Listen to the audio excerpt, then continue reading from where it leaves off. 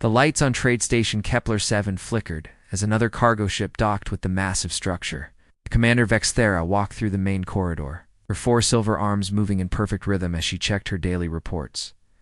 The station was home to over 50,000 beings from dozens of different worlds, all here to buy and sell goods in the safest part of space. Vexthera had been running this station for 8 years now. She had seen every type of alien trader, from the tiny insect-like Zephyrians to the massive rock creatures from the Outer Rim. But lately, she had been seeing more and more humans. They were still new to galactic trade, having joined the community only 15 years ago. Most of them seemed friendly enough, though they kept to themselves more than other species. The station's communication system chimed, and Vexthera touched her earpiece with one of her upper arms.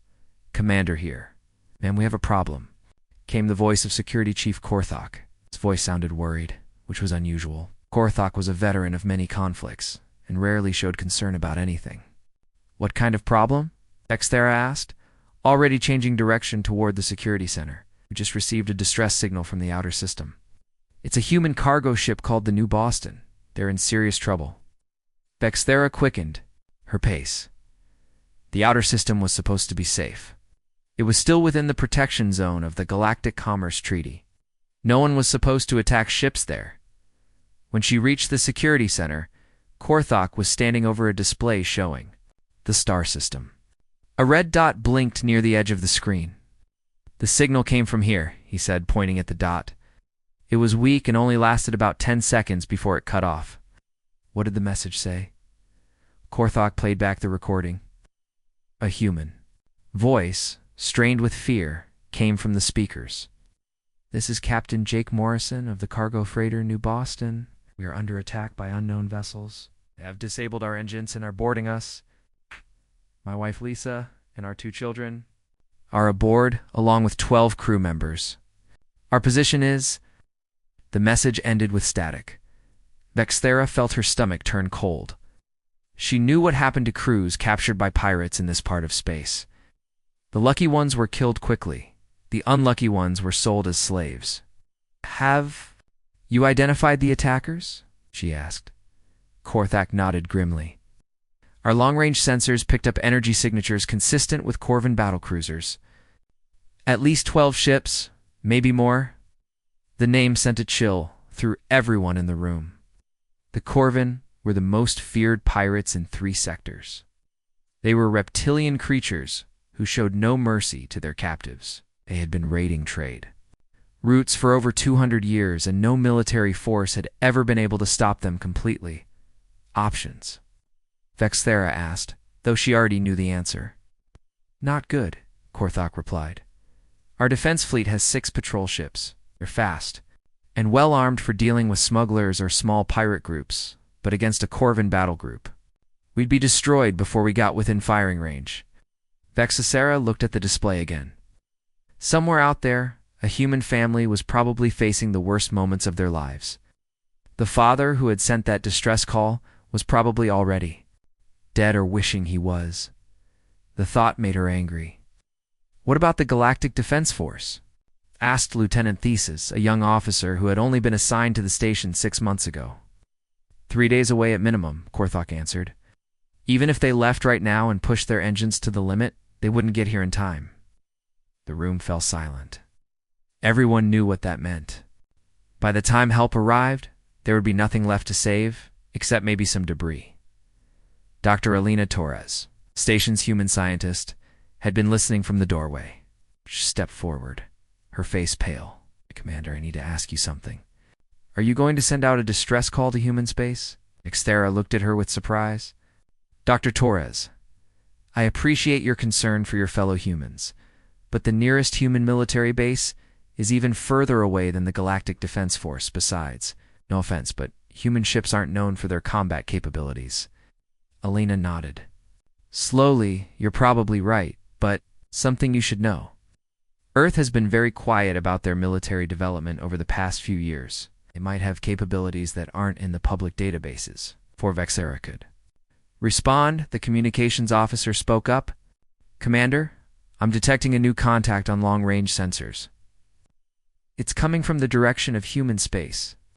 Everyone turned to look at the main display. A new dot appeared on the screen, moving toward the system at incredible speed. Can you identify it?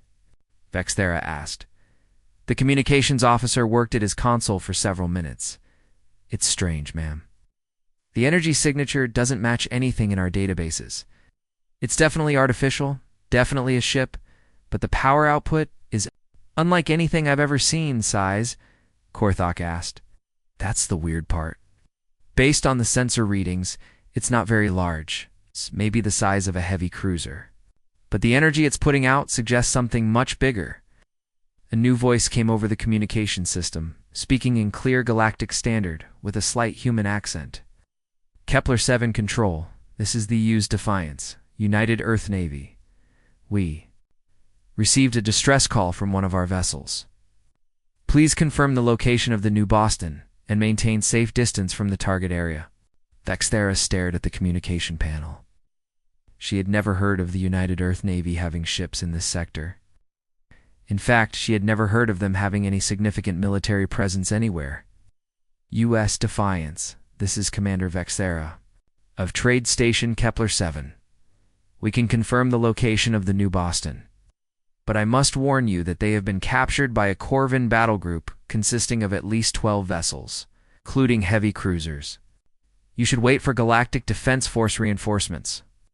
The response came immediately. Commander, we appreciate your concern, but we'll handle this situation. Please ensure all civilian traffic maintains a minimum distance of 50,000 kilometers from the target area. 50,000 kilometers. Vexthera exchanged glances with her security chief. That was an enormous safety buffer, far beyond what any known weapon system would require. Dr. Torres stepped closer to the communication panel. Commander, may I speak with the human captain? Vexthera nodded, and Alina activated her microphone. U.S. Defiance.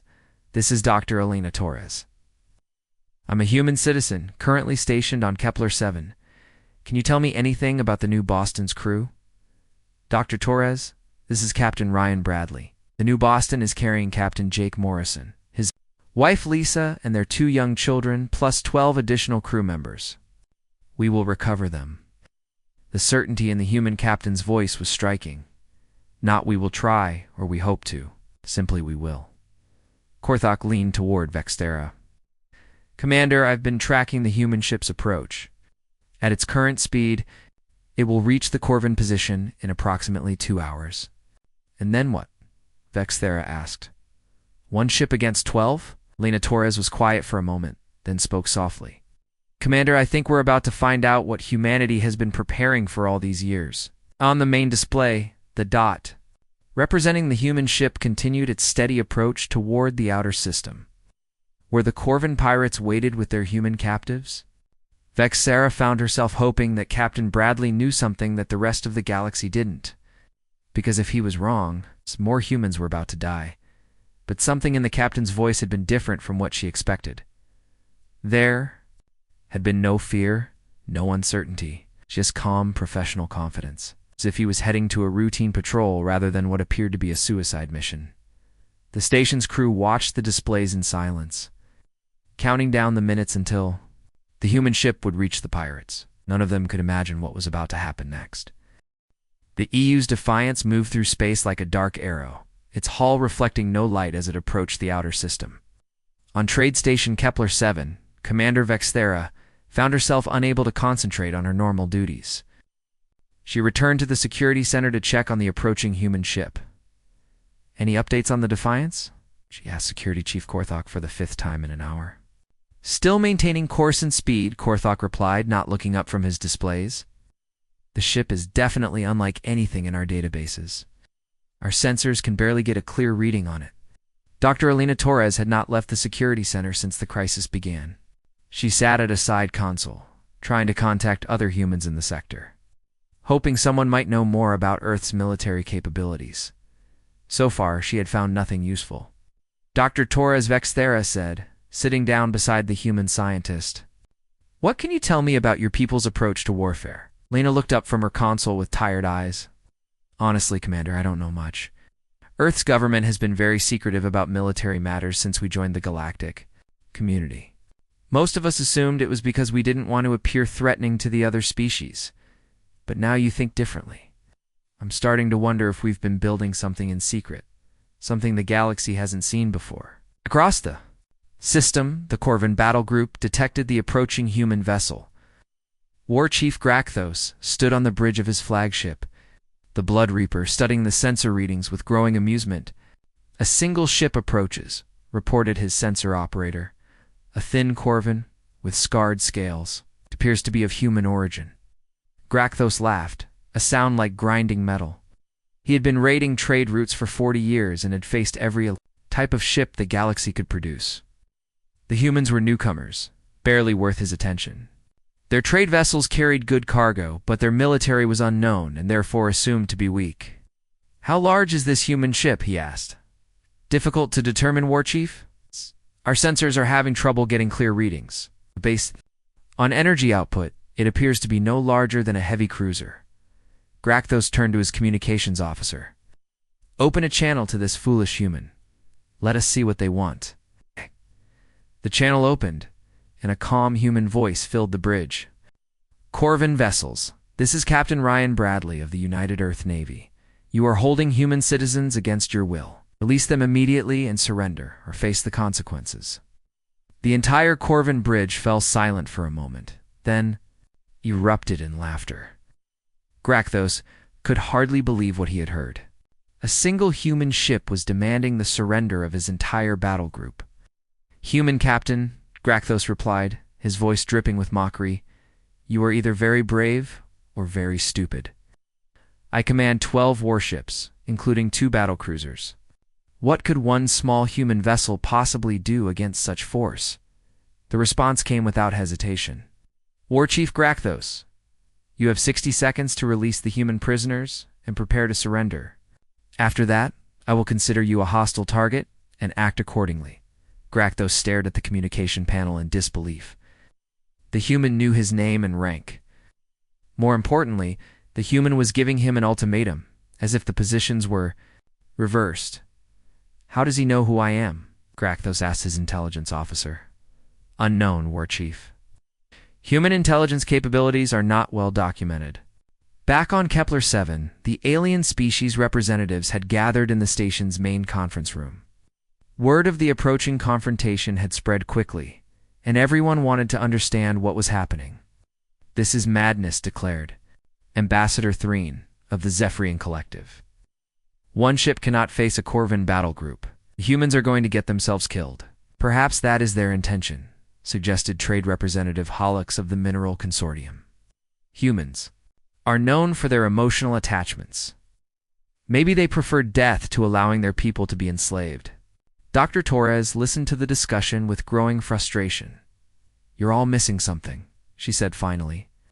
"Captain Bradley didn't sound like someone planning to die. He sounded like someone who was completely confident in his ability to win."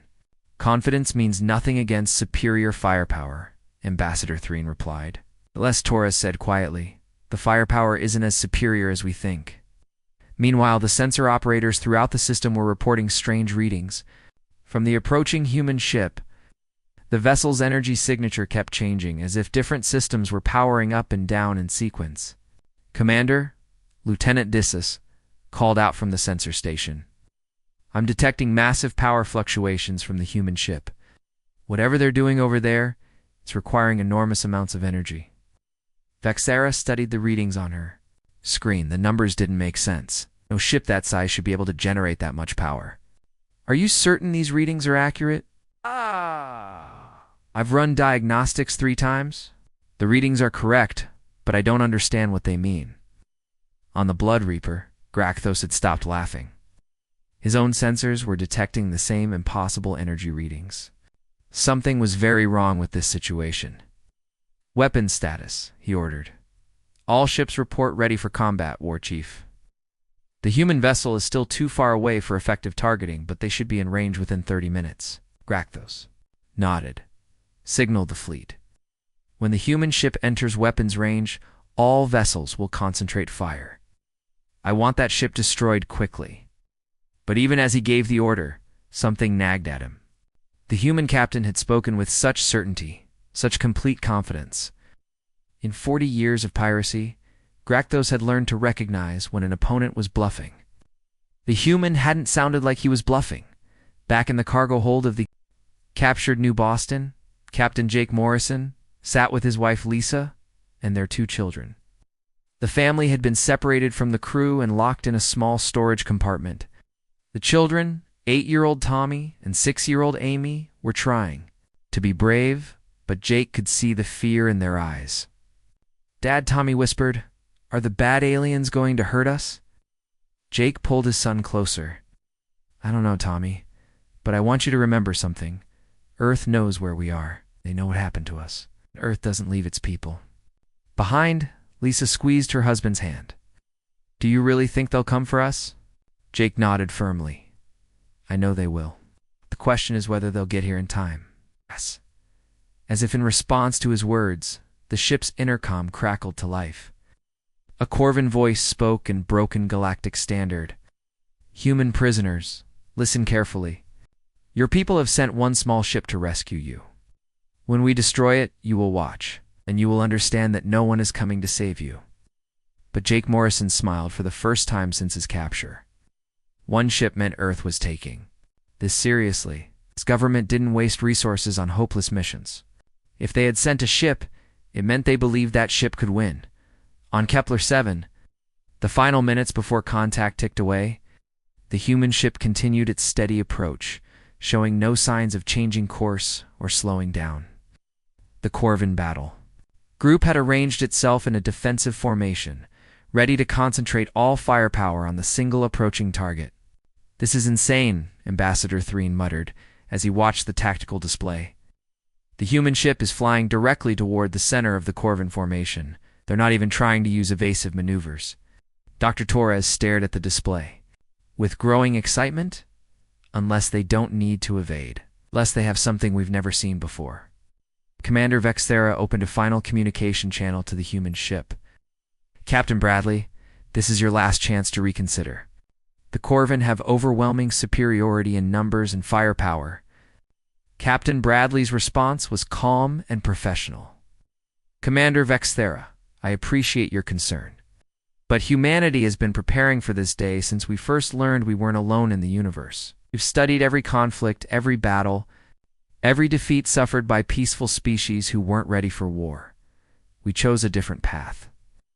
The channel closed, leaving the aliens on Kepler 7 to wonder what that different path might be. In less than 5 minutes, they would find out. The moment arrived with no warning. 1 second, the UES Defiance was approaching the Corvan battle group at steady speed. The next second, everything changed. On Trade Station Kepler 7, every sensor operator stared at their screens in disbelief. The human ship had suddenly accelerated to impossible speeds, moving directly toward the center of the Corvan formation. Instead of trying to avoid the enemy ships, it was heading straight for them. "What is that ship doing?" Commander Vexthera asked, her voice tight with tension. "It's accelerating beyond anything in our databases," Lieutenant Thesis replied, his fingers flying over his controls. "The energy readings are off the charts." "How is that possible?"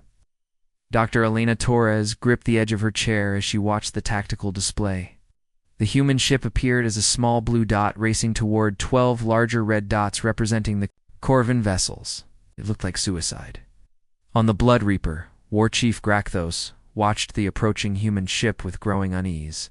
The vessel was moving faster than anything he had ever seen, and its energy signature was still climbing. "All ships, prepare to fire," he ordered. "Target the human vessel the moment it enters weapons range." His weapons officer checked his displays. "War Chief, they will be in range in 30 seconds. Good, signal all ships to concentrate fire. I want that human ship turned to dust." But as the seconds ticked down, something strange happened. The human ship's energy signature suddenly spiked to levels that should have been impossible for any vessel to contain. Alarms began sounding throughout the Corvan fleet as their sensors detected power levels that broke every known law of physics. "Oh, War Chief."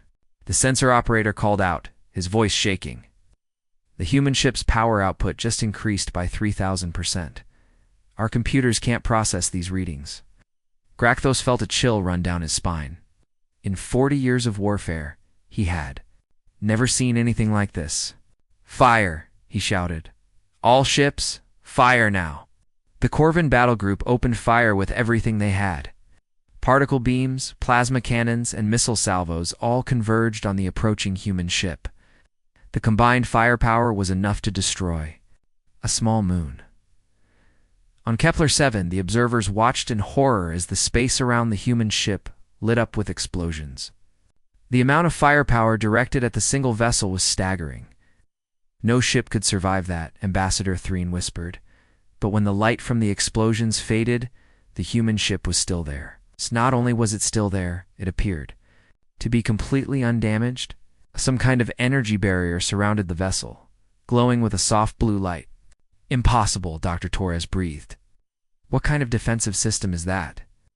Her question was answered a moment later when Captain Bradley's voice came over the communication channels. His tone was still calm and professional, as if he was discussing the weather, instead of surviving an attack that should have vaporized his ship. "Corvin vessels, this is your final warning. Surrender now or be destroyed." War Chief Grakthos stared at his tactical display in shock. His entire battle group had just fired everything they had at the human ship, and it had absorbed the attack without taking any damage at all. How was this possible? War Chief, his weapons officer, called out urgently. "The human ship is returning fire." What happened next would be remembered throughout the galaxy for generations to come. The used Defiance opened fire with weapons that didn't appear in any database, weapons that operated on principles unknown to galactic science. Streams of energy, unlike anything ever seen before, lanced out from the human ship. They weren't particle beams or plasma bolts. They were something entirely new, something that seemed to bend space itself as they traveled toward their targets. The first target was the Corvin battlecruiser Bone Crusher. The energy beam struck the massive vessel amidships, and the result was instant and complete. The battlecruiser didn't explode in the traditional sense. Instead, it seemed to collapse in on itself, folding into a point of light before vanishing entirely. "By the ancient gods," Grakthos whispered. Watching his most powerful ship simply cease to exist, the second battlecruiser, the Death's Head, tried to maneuver away from the human ship, but it was too late. Another energy beam reached out across space and touched the fleeing vessel. Like its sister ship, the Death's Head collapsed into nothingness, taking its crew of 800 with it. On Kepler 7, the alien observers watched in stunned silence as the impossible became reality. Two of the most powerful warships in the sector had been destroyed in seconds by weapons that defied every law of physics they knew. "What are those weapons?" Vexthera asked, her voice barely above a whisper. Dr. Torres was frantically checking her databases, but she found nothing. "I don't know. I've never seen anything like them. It's like they're not just destroying the ships, they're making them disappear completely." The battle, if it could even be called that, continued. The remaining Corvin ships scattered, trying to avoid the human vessel's impossible weapons. But the UES Defiance moved through space like a predator among prey, hunting down each ship with methodical precision. Captain Bradley's voice cut through the chaos. "This is the EU's defiance to all Corvin vessels. You have 10 seconds to surrender or power down your weapons. After that, I will consider you hostile targets." 3 of the smaller Corvin ships immediately shut down their weapons and engines, broadcasting surrender signals on all frequencies. Their captains had seen enough. Whatever the humans had developed, it was beyond anything they could fight. But War Chief Grakthos was not ready to surrender. He had spent his entire life building his reputation as the most feared pirate in 3 sectors. He would not bow to a single human ship, no matter how powerful it appeared to be. "All remaining ships attack Formation Gamma," he ordered. "We will surround the human vessel and attack from all sides. No ship can defend against attacks from every direction." It was a desperate plan, but it was the only chance they had. The remaining 8 Corvin ships moved to surround the UES Defiance. Hoping to overwhelm its defenses with attacks from multiple angles, the human ship's response was swift and terrible. Instead of trying to defend against the surrounding ships, it simply activated more weapons. Energy beams lanced out in all directions simultaneously, striking multiple targets at once. In the space of 30 seconds, 8 more Corvin ships ceased to exist. They didn't explode or break apart. They simply vanished, as if they had never been there at all. War Chief Grakthos found himself alone. His entire battle group reduced to nothing but empty space and floating debris. His flagship, the Blood Reaper, was the only vessel left, and its weapons were no more effective against the human ship than throwing rocks at a mountain. Corvin vessel, Captain Bradley's voice came over the communication channel. You are the last ship remaining. Surrender now, and you will be treated according to galactic law. Continue to resist, and you will share the fate of your companions. Like those. Looked around his bridge at his terrified crew. These were warriors who had faced death countless times, but they had never faced anything like this. The human ship had destroyed 11 warships in less than 5 minutes, using weapons that seemed to come from nightmares. War Chief, his communications officer, said quietly, "What are your orders?" Grakthos closed his eyes for a moment, then opened them with resignation. Signal surrender. Power down all weapons and engines.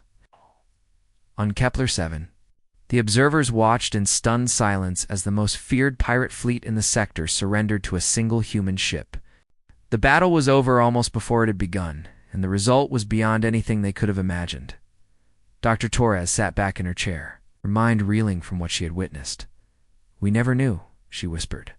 "All this time, we never knew what we were capable of." Commander Vexthera turned to look at her. "Dr. Torres, what has your species done? What kind of weapons are those?"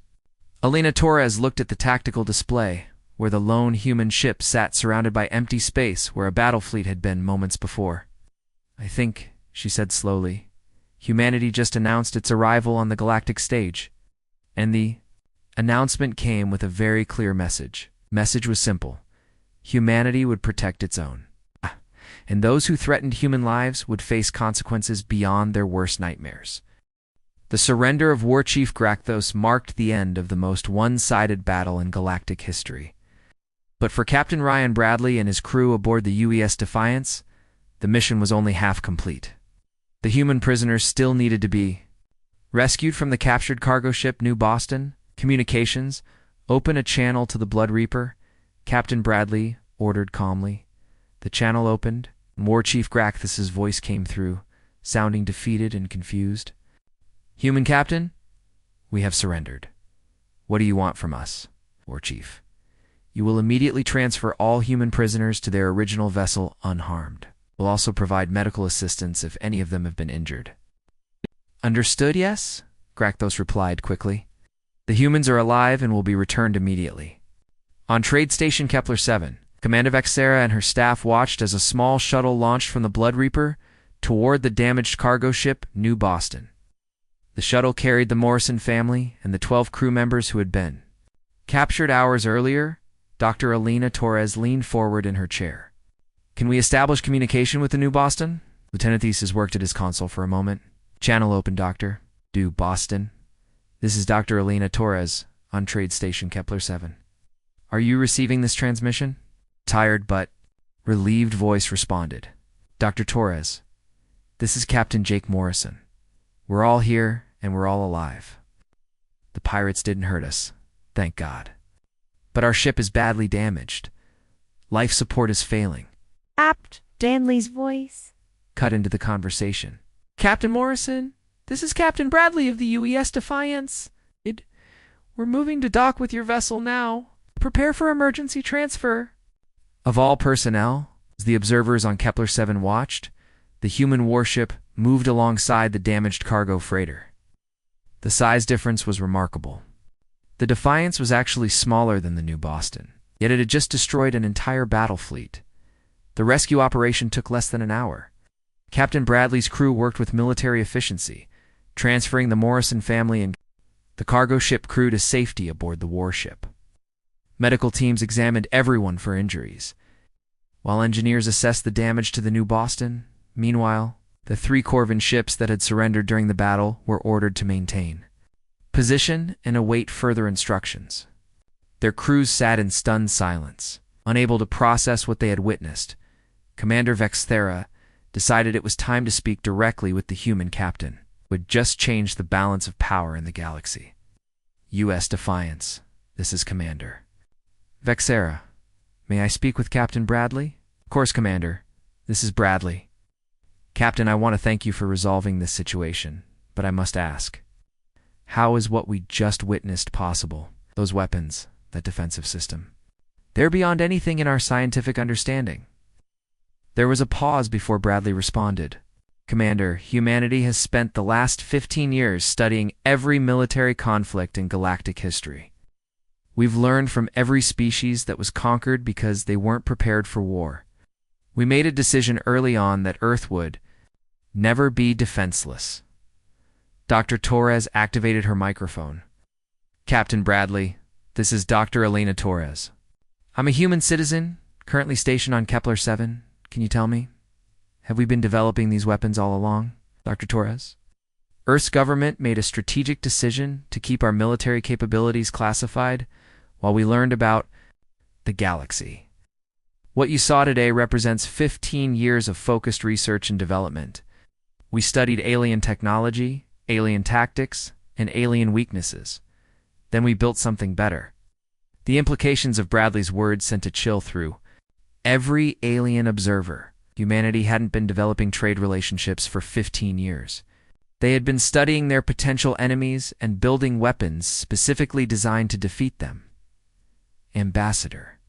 Threen of the Zephyrian Collective spoke up from the station's conference room. Captain Bradley, are you saying that humanity has been preparing for war since joining the galactic community? No, Ambassador. We've been preparing to prevent war. There's a difference. Everyone knows you can't be defeated. No one tries to fight you. What happened here today was not war. It was pest control. War Chief Grakthos, still aboard his crippled flagship, heard those words and felt his blood run cold. Pest control. The human captain didn't even consider the Corvin a real threat. They were just an annoyance to be swept aside. Captain Bradley, Grakthos said over the communication channel, I have raided this sector for 40 years. I have faced the fleets of dozen species. How did you destroy my ship so completely? What kind of weapons are those? Bradley's response was matter-of-fact. War Chief, your species has been using the same basic technology for centuries. Particle weapons, plasma cannons, conventional missiles. You fight the way you've always fought because it worked against everyone else. But humanity doesn't fight like everyone else. What do you mean we don't just build better weapons, War Chief? We build weapons that make your weapons irrelevant. Your shields can't stop our attacks because they're designed to stop energy and matter. Our weapons manipulate space itself. Your sensors can't track our ships because we bend light around our hulls. Your tactics don't work because we've studied them for 15 years and designed counters for everything. The alien observers listened to this explanation with growing unease.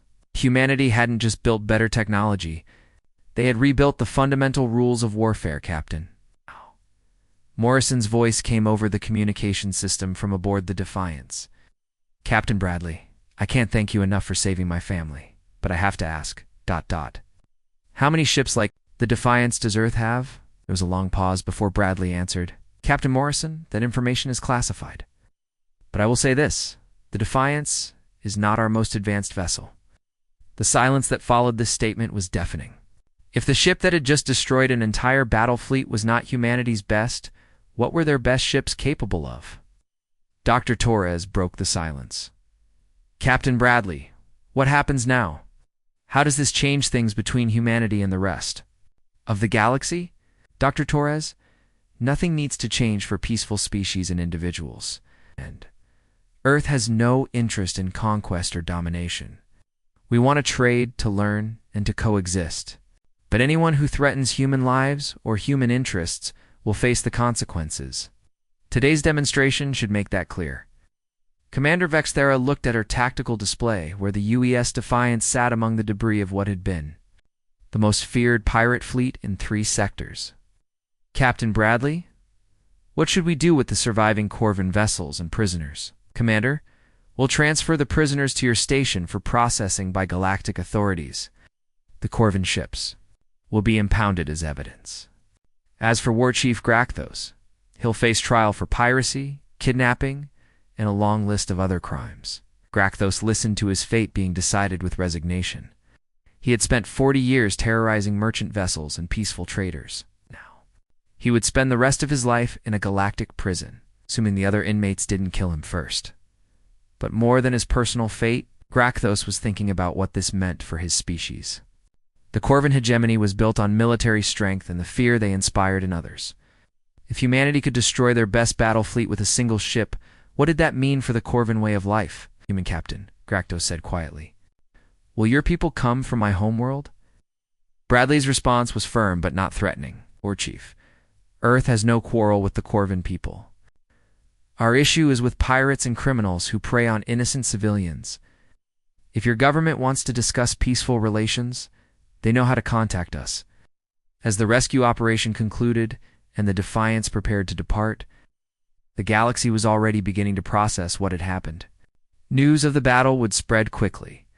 Carried by the many species represented on Trade Station Kepler-7. Captain, Bradley's final transmission to the station was brief and professional.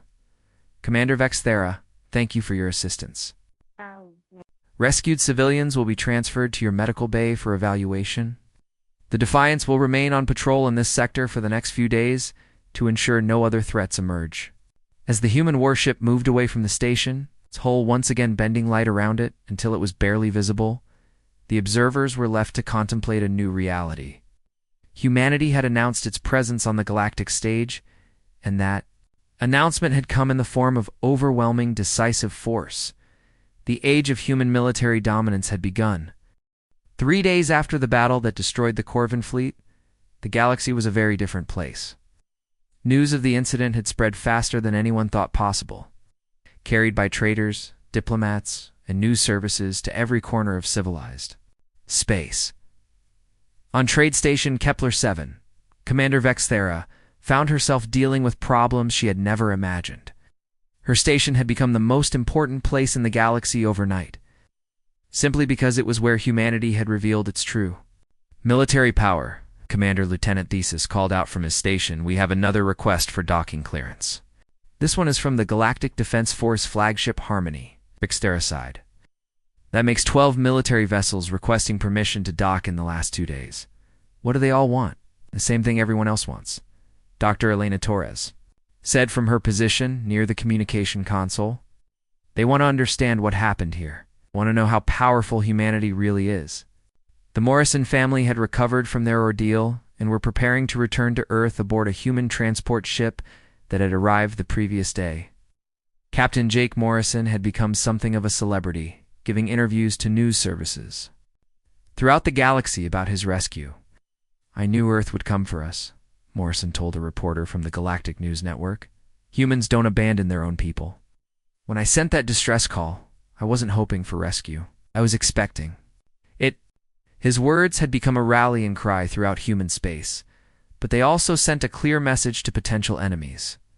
Attacking humans would bring swift and overwhelming retaliation. War Chief Grakthos sat in the station's detention center, awaiting transfer to a galactic prison facility.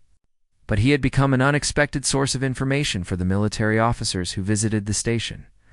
Everyone wanted to hear his first-hand account of the battle.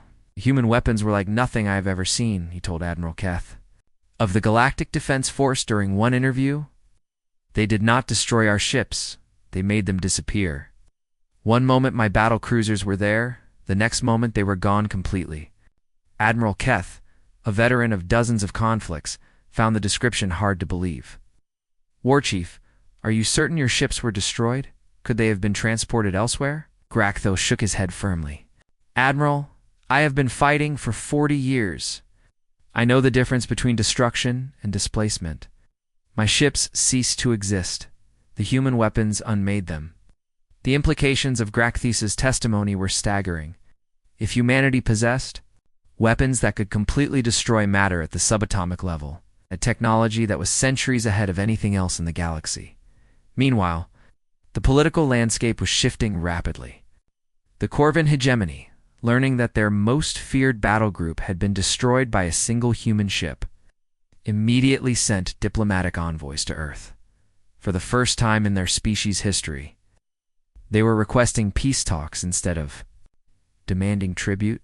Corvin Ambassador arrived on Earth yesterday, Dr. Torres told Commander Vexetra as they reviewed the latest news reports. He's offering to sign non-aggression treaties and discuss reparations for past raids on human shipping. Vexthera looked at the report with amazement. The Corvin have never negotiated with anyone. They've always taken what they wanted by force. Not anymore, Torres replied. After what happened here, no one wants to fight humanity. The smart ones are trying to become our allies before someone else does. The changes weren't limited to former enemies. Species that had been neutral toward humanity were suddenly very interested in strengthening their relationships with Earth. Trade agreements that had been stalled for years were being finalized in days. Scientific cooperation treaties were being signed at unprecedented rates. Captain Ryan Bradley and the EU's Defiance had remained in the system for 3 days, conducting patrols and ensuring that no other threats emerged.